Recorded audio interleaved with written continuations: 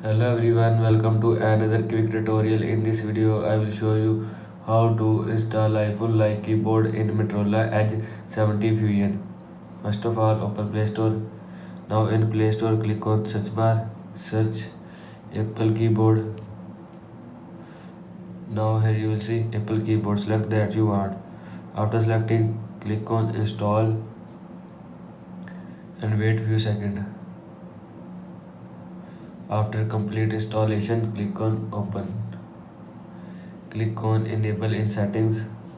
Now turn on this button. After turning on this button, now go back. After that, click on switch input methods.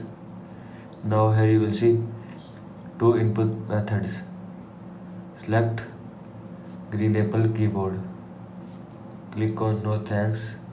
Click on finished.